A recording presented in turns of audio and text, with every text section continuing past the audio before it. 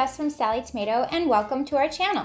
Here we teach sewing tutorials for making projects that look professional but are easy and fun to make. Today I'm going to show you how to make quick, easy to sew clear bags using my new pattern called Tailor. There are 3 sizes included in the pattern, which will accommodate all sorts of uses at home and for traveling. The zipper closure will keep items secure, and the clear compartment makes it easy to see what's stored inside. The pattern also includes instructions for an optional wrist strap using key fob hardware and optional tassel for extra flair. This pattern is great for using up scraps of fabric and zippers. And since the instructions are minimal, I think you'll find yourself making many tailor bags for yourself, family, and friends. So, as you may know, I'm a fan of classic movies. So for this pattern, the name and design was inspired by Elizabeth Taylor and her striking beauty and iconic makeup. Perhaps she would have used this bag for her glamorous essentials and accessories. Before we begin the tutorial, be sure to purchase the pattern. You can find the pattern and all of the supplies to make this project on our website, sallietomato.com, or you can request them at your local quilt shop. The supplies you need are listed on the back of the pattern, including a list of helpful notions. You may like to try our new frosted translucent vinyl for this project. It won't stick to your presser foot like traditional clear vinyl since it's so soft. Also, the frosted finish is great since any items you put inside the bag will be visible up close, but semi-concealed if you're using the bag at the beach or even sporting events. So gather your pattern and supplies and cut out the size bag you'd like to make. I encourage you to pause the video as the steps progress so that way you can sew along with me step by step.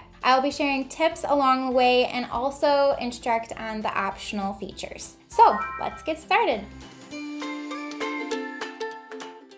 First, let's start by attaching the zipper to the front top panel. On the wrong side of one piece A top panel, mark a horizontal line in from each long edge according to your pattern. Also, mark a vertical line in from each short edge according to the pattern. The lines will create a zipper placement box. Next, cut out the zipper placement box.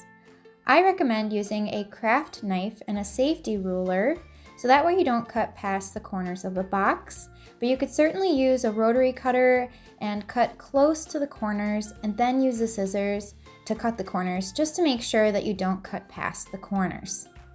Next, adhere basting tape to the right side of your zipper along each long edge. And with right sides up, position piece A over the zipper and make sure that the pull is inside the box. From the right side, top stitch an 1/8 inch from the zipper placement box to secure the zipper in place. I'm using a narrow foot for an even seam allowance, but you may want to use a Teflon foot and also a stiletto to help guide your fabrics as you sew.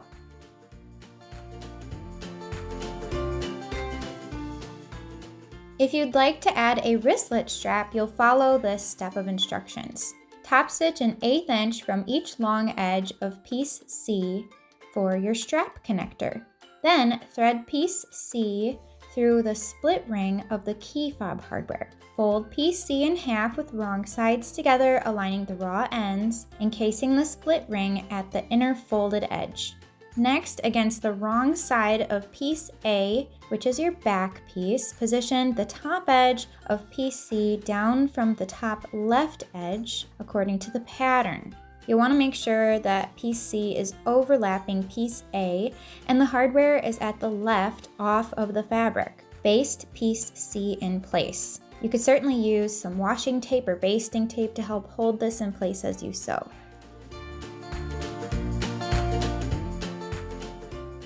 Now we're ready to assemble the bag. It's helpful to apply basting tape to the short edge of your vinyl.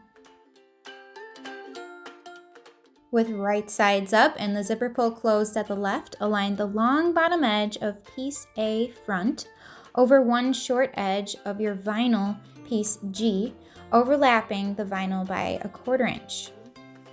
At the machine, top stitch an 1/8 inch from piece A overlapped edge. Then you'll repeat the same step to attach one long edge of piece A back to the opposite short edge of your vinyl piece G. It may be easier to see and align if you flip the fabric over to the wrong side.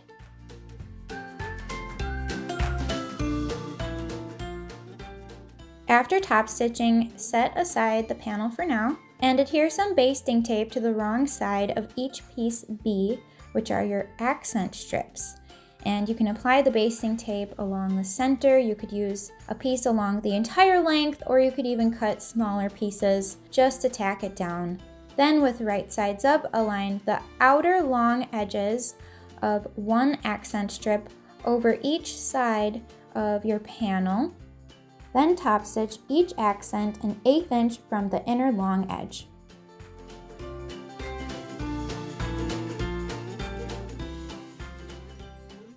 With wrong sides together, fold the prepared bag in half, aligning the sides and top edges of both piece A. Use some sewing clips to hold the layers together. Then top stitch an 1/8 inch from the sides and across the top edge.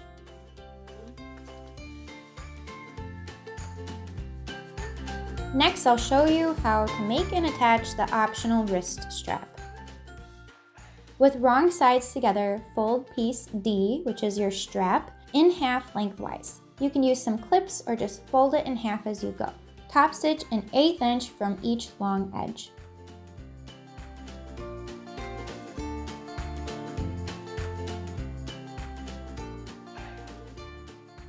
After top stitching, you can trim your threads, then fold the strap in half, matching the short ends. Insert the short ends into the key fob hardware and clamp the hardware over the strap ends. I encourage you to visit our YouTube channel for a video tutorial where there's more detailed instructions with additional tips.